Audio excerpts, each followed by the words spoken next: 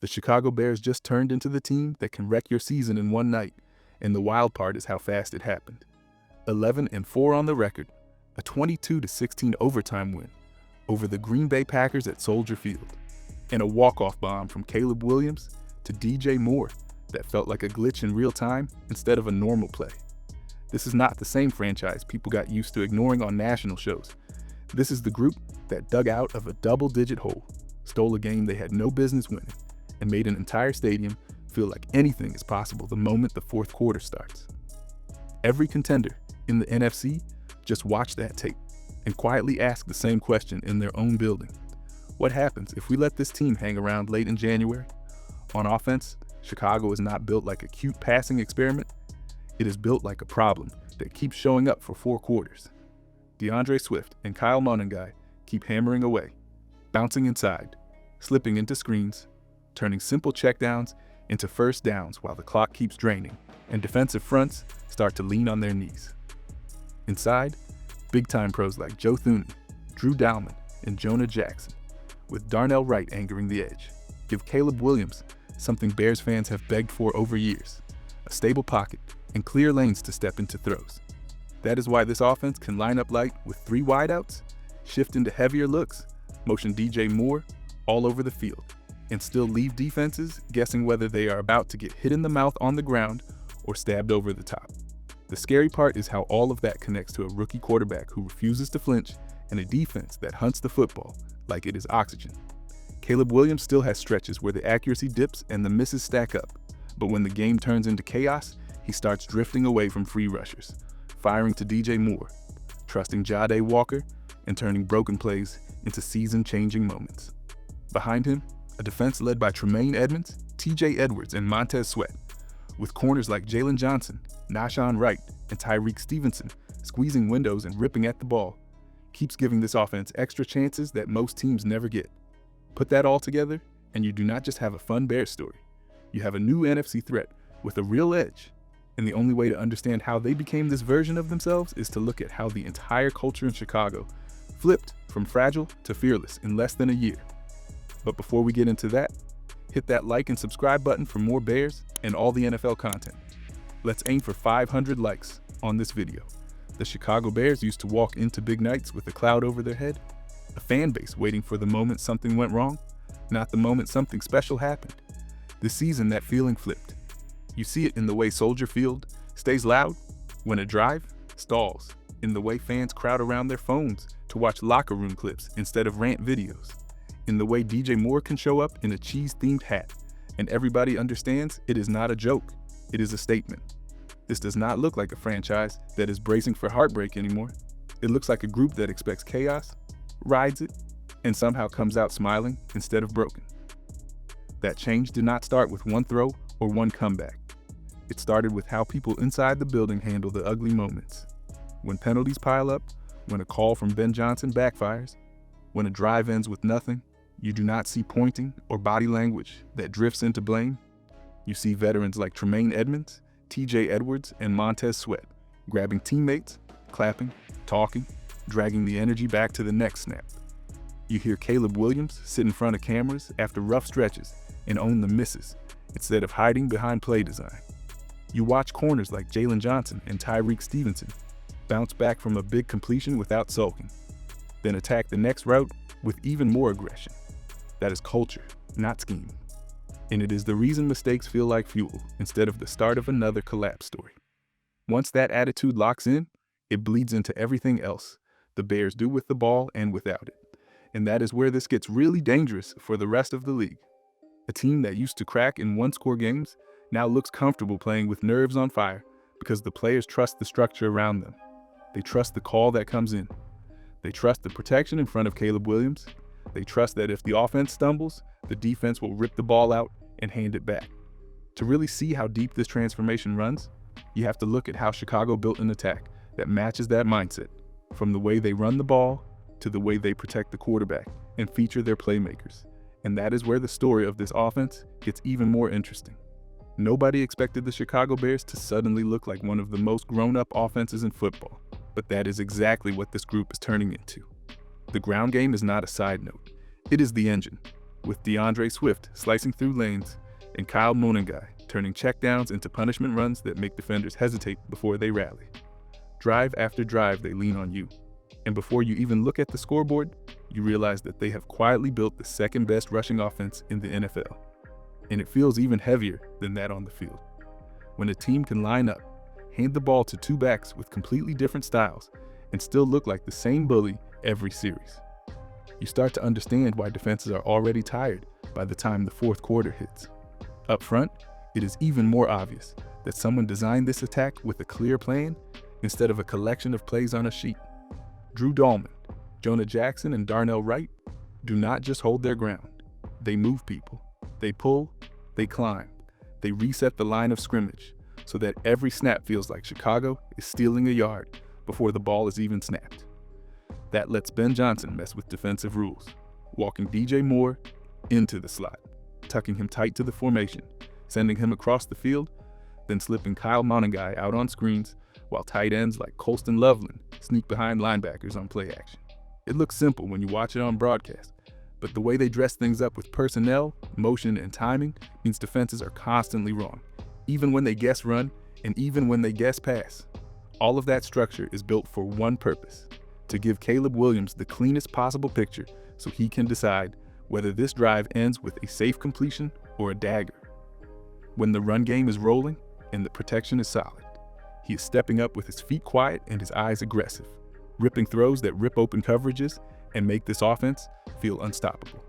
When something breaks, when a puller misses or a receiver slips, that is when the improviser side of Caleb Williams starts to show and the game tilts into that dangerous space where he can either save a drive or put his team in a hole.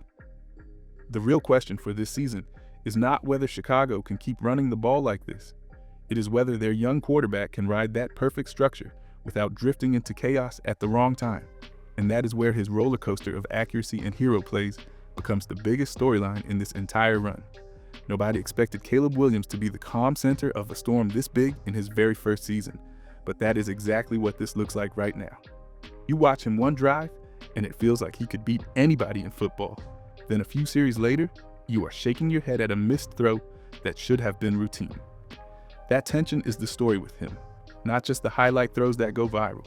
When the ball leaves his hand, there's always that split second where you do not know if you're about to witness something that breaks a defense or a play that leaves points on the field. And that uncertainty is part of what makes this version of the Chicago Bears so addictive to watch. Early in the year, you saw the rough edges clear as day, especially against teams like Minnesota and Detroit, where timing with the receivers was off and open targets went begging. The mechanics would drift, the feet would get busy, and a clean pocket would turn into a throw that sailed just enough to kill a drive. At the same time, in tight moments against Cleveland or in this win over Green Bay, you saw the opposite side of him, the side that feels almost unfair. Escaping pressure, resetting outside the pocket, ripping that ball to DJ Moore, trusting Rome Odunze, trusting Luther Burden when healthy, or giving Jade Walker a Ike chance in a window most quarterbacks would not even attempt. That is where his ceiling jumps off the screen. The truth is, both versions live in the same player, and that is why every snap feels like a coin, spinning in the air instead of a safe, boring script. That balance is everything for the Bears moving forward, because the league is already adjusting. Defensive coordinators are studying every miss, every hesitation, every moment where anticipation was a tick late, and they will build game plans to flood his reads, sit on his first option, and dare him to force something anyway. At the same time, they know he is a rookie with the nerve of a veteran, a guy who will still attack a tight window on fourth down when most passes would settle, so they are going to test his patience as much as his arm. The real question now is what happens when these playoff-minded defenses, like San Francisco, Seattle, or Los Angeles, try to squeeze him for 4 quarters the way Green Bay tried to do. And to answer that, you have to rewind and look at how the Packers came in with a smart plan, how injuries flipped the script, and how Chicago treated that opening like a challenge instead of a gift. The Green Bay Packers did not walk into Soldier Field hoping for chaos. They tried to script it out of the game. Long huddles, heavy formations, Josh Jacobs slamming into the line, short throws from Jordan Love, every snap built around one simple idea: keep Caleb Williams and that Chicago attack sitting on the bench as long as possible. It worked early. The Bears barely touched the ball, and when they finally crossed midfield, Ben Johnson rolled out an aggressive 4th and 1 call in the red zone, shifting Caleb Williams out wide, sliding the tight end under center, trying to steal an early shot instead of kicking easy points. Then the snap sailed. The play died before it started, and the Packers jogged off with the ball and all the momentum while the entire stadium felt that familiar punch in the gut. That should have been the start of a long grind where Green Bay slowly squeezed the life out of the night, but football never stays on script for long.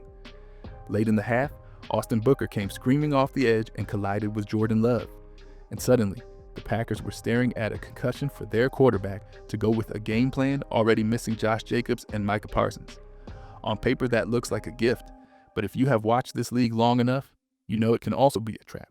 The moment a team relaxes and starts thinking more about who is out for the other side than how locked in they are themselves. Bears fans knew better. They have seen their own roster chewed up this year, with pieces in the secondary and at linebacker rotating in and out. And they understood that injuries do not hand you wins. They just remove the excuses if you fail to take advantage. The way the third quarter unfolded proved that point. Even with backup Malik Willis in the game, for Green Bay, Chicago still found itself chasing the score. And when Caleb Williams finally got a chance to strike downfield, a deep throw slipped right through Zacchaeus and hit the turf instead of flipping the game. That drop forced a field goal instead of a touchdown, and it felt like the kind of moment that used to send this franchise into a spiral, the kind they would talk about all week as the one that got away. Instead, the Bears tightened up, trusted their structure and their stars, and kept stacking small wins until everything came down to one snap, one call, and one route on a 4th and 4 that would either break them or turn this night into the start of something very real. Everything Chicago has been building came down to one 4th and 4, where the season felt like it was hanging by a thread. The Packers walked up to the line, crowding bodies near the rush lane, daring Caleb Williams to try and beat pressure with the game hanging there in front of him. Chicago lined up in a look that screamed, pass, but still threatened. Run, DJ Moore isolated to one side, a cluster of routes waiting on the other. The kind of formation that can turn a defense greedy. You could feel that if this play failed, everyone would spend the next week talking about the missed deep ball, the early red zone mistake, the points left on the grass. Instead, the ball was about to leave Caleb Williams' hand in a way that nobody in that stadium will forget. From the snap, the picture got ugly fast. Green Bay sent more rushers than Chicago could pick up cleanly, a defender firing off the edge unblocked, the pocket collapsing quicker than any coach would script. At first, Caleb Williams stared down the side with DJ Moore and the tight end, saw the numbers were wrong, then snapped back to the bunch side, just as 2 defenders hesitated on their drops. Both of them leaned towards Zacchaeus, biting on the shorter threat, and in that tiny window, Jody Walker slipped behind them with just enough separation to make the read real. Most quarterbacks eat the sack or fire something safe underneath there. Instead, with the defender closing, Caleb Williams drifted, gathered his weight, and floated a high arcing throw that climbed over the coverage and dropped into Jody Walker's stride like it had been rehearsed 100 times in full speed. That was more than a highlight. It was a message about who this offense trusts when the season feels tightest. Jody Walker is not the first name anyone mentions when they talk about this receiver room. He is the undrafted guy who fought through camp, waited behind Rome Odunze and Luther Burden, and suddenly became the one Caleb Williams chose when everything was on the line. One route, one adjustment, one catch. And now every defensive coordinator on the schedule has to respect a player they were barely scouting a week ago. The crazy part is that this was only half of the late game story, because right after that, throw the Bears defense and special teams started bending the night in their own direction. And then DJ Moore stepped back into the spotlight with a walk-off that looked even more ruthless on film than it did live. Overtime started with the kind of tension that makes your chest feel heavy, and the Chicago Bears treated it like a chance to show the whole league how they finish fights now. The coin hits the ground, they choose to kick, and a lot of casual fans probably think they are crazy for not taking the ball first. Then the logic kicks in. Force Malik Willis and the Packers offense to show their hand, see if they crack, then decide how aggressive you want to be when you get your turn. That gamble paid off almost instantly. A bad snap, chaos in the backfield, and suddenly the Bears defense is jogging off with the ball, not because of a lucky bounce, but because they kept squeezing every snap until Green Bay finally made the mistake this unit has been chasing all season. That moment was not a fluke. It was part of a pattern that has turned this defense into one of the most dangerous groups in football. All year long, players like Tremaine Edmonds, TJ Edwards, and Montez Sweat have treated every tackle like a chance to rip the ball out, every rally to the ball like an opportunity for one more punch at the pocket. Corners such as Jalen Johnson, Tyreek Stevenson, Kyler Gordon, and Nahshon Wright drive on throws instead of waiting, trusting that if they miss by an inch, the next man will be there to clean it up. You saw it when Nahshon Wright stayed patient on Josh Jacobs, slid into the gap instead of over-pursuing, then attacked the ball and turned what looked like a simple run into another takeaway. You saw it again when the onside kick turned into a full pile of bodies, the ball slipping away from Romeo Doubs, and the officials finally pointed toward Chicago as the stadium shook from the release of every bad memory this fan base has carried for years. All of that defensive violence set the stage for one last clean shot from the offense, and DJ Moore did not waste it. Chicago lined up heavy, sold the run with that same hard flow from the line, and let Caleb Williams turn his back to the defense on play action, a move that only works when you trust your protection and your read. As the linebackers and safeties flew downhill, DJ Moore slipped past the first level, bent his route, and created just enough separation for a throw that had to be perfect. The ball left Caleb Williams' hand, climbed over the trailing defender, and dropped straight into the basket for a walk, off that looked like it belonged in a playoff montage, not a regular season grind. One drive, one catch, one win that flipped the entire feel of the NFC race. And now the real question is how this version of the Bears reshapes the playoff picture when teams like Detroit, San Francisco, Seattle, and Los Angeles realize they might have to deal with this group in January. The Chicago Bears are quietly turning the NFC bracket into a puzzle. Nobody thought they would have to solve this fast. Every time they pull out another tight win, seeding shifts, tiebreakers change, and a team that was supposed to be a year away suddenly sits in the middle of every conversation about home playoff games.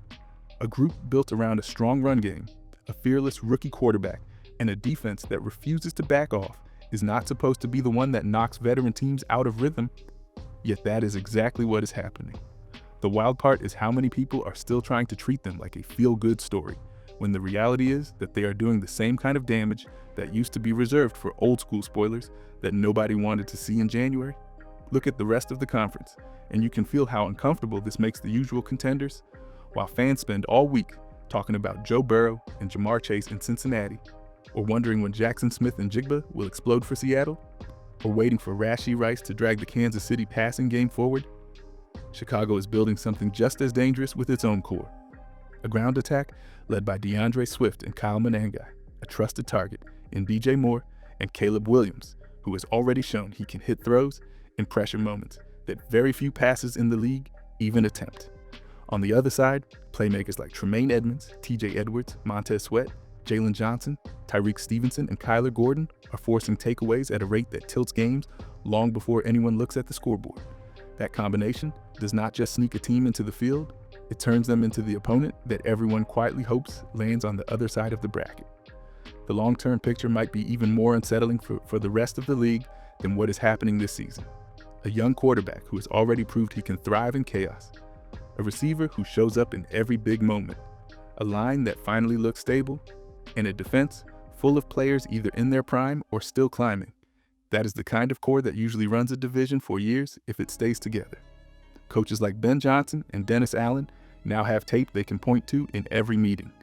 Examples of how this group responds when everything is on the line, and that only deepens the belief inside the locker room. The real question now is simple and uncomfortable for the rest of the NFC.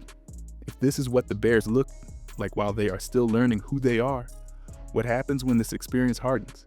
The mistakes get cleaned up, and teams have to prepare for a Chicago group that walks into every playoff game expecting to be the one that sends somebody else home.